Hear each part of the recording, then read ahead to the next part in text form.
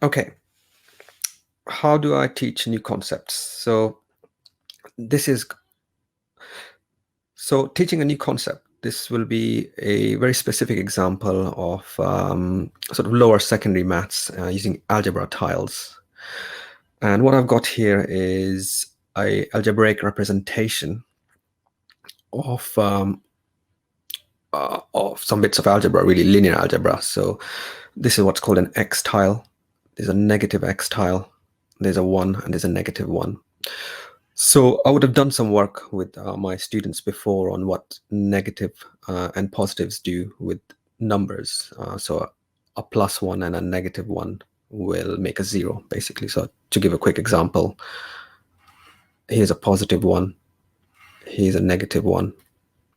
The two make what's called a 0 pair together. You bring the two together, and that's 0. This is the tile storeroom. So what we'll do here is form some algebraic expressions. So a typical one could be, a very simple one would be x plus 1. The green tile is x.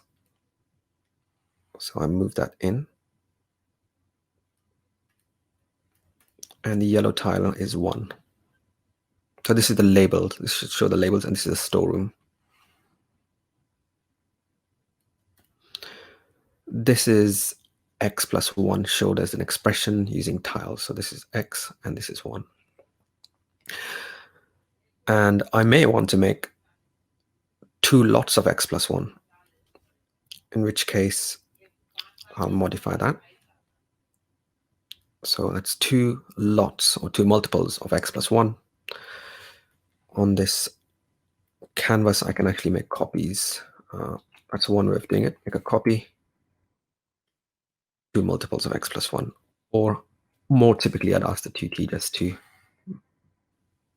make another x plus 1. Okay, so this works best with interactivity. So I'd like to bring in a test pupil here. Ciaran, thanks for joining us. So all you have to do is move these tiles around to form these expressions. So I'm going to give you one and just reset this. And just like a live session in reality, there's a little bit of going back and forth. So you can move the appropriate tiles using the select tool on this canvas. Yeah.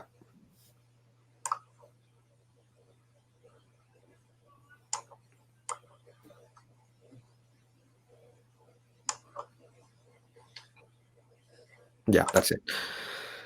All right, thanks, Ciaran. So that's, you basically made 2x plus 1 there by just moving the tile. So this gives the pupil a sense of interactivity. They're doing things, they're moving stuff around, and there's a lot of benefit. And also this is a pictorial representation. So you've got the manipulative, virtual manipulative, and the pictorial representation going at the same time. And because I do stuff with the area model, I forgot to mention, yeah, I would have this in an array. So that's also a great live example of what I would want someone to do. And if there's a little thing I need to correct, I would correct it for them, and then I'll say they can do that instead. We can do one more actually. So let's do this one with the, so I'll put that back.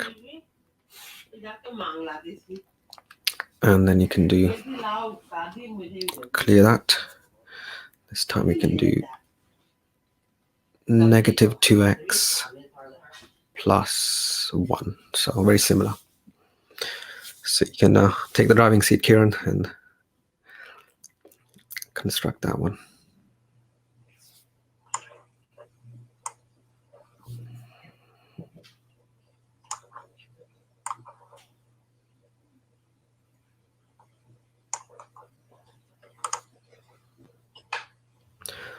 Perfect. So you've got a -x there, a -x, and then a 1. So the pupils may have a mouse in which can they do that with, or they may have a touch screen.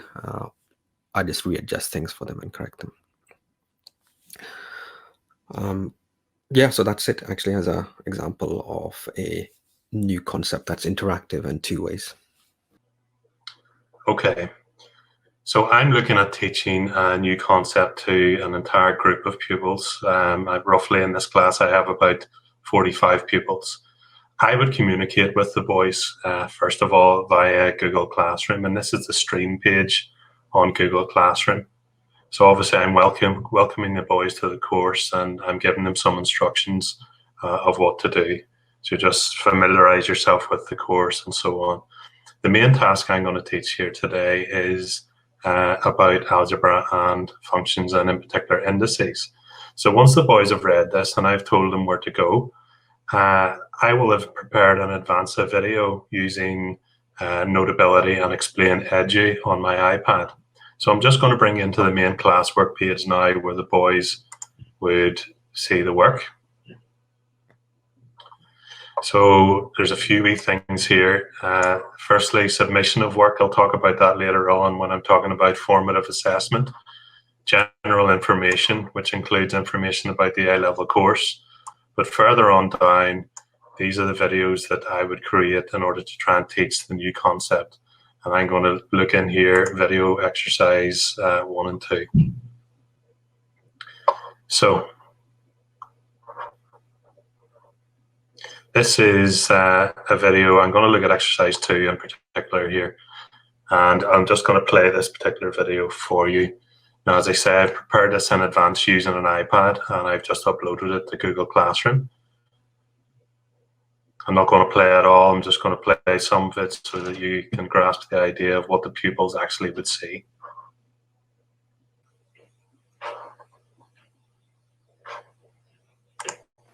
Okay, looking at the examples on page 4, let's go with part A first.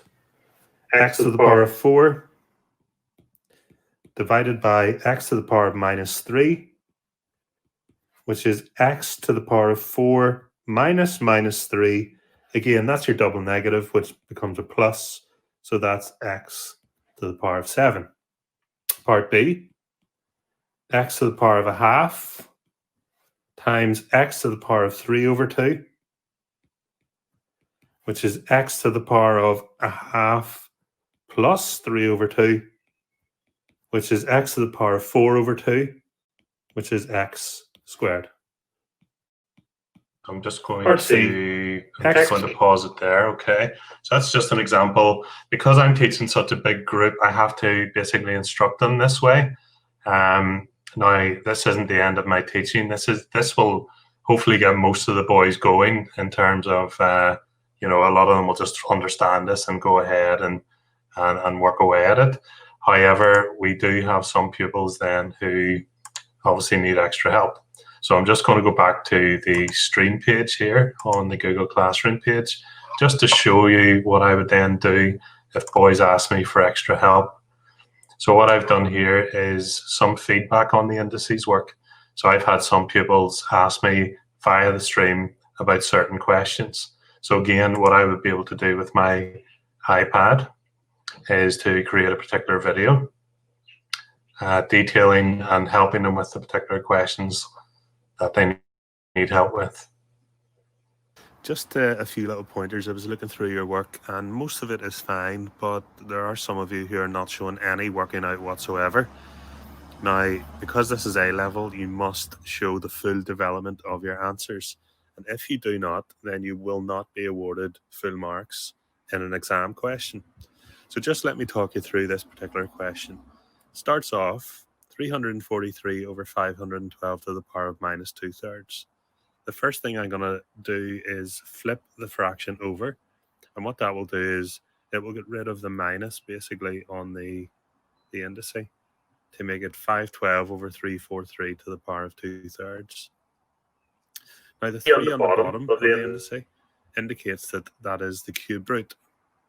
So it's the cube root of 512 over the cube root of 343, and the squared, the 2 bit on the top stays outside. Now the cube root of 512 is 8, and the cube root of 343 is 7. So it's 8 over 7 squared. And whenever you square a fraction, you square the top line to get 64, square the bottom line to get 49. Now, as well, there were some of you, when I was looking at your work, you decided to change the fraction into a decimal. Now, these questions are designed to do without a calculator.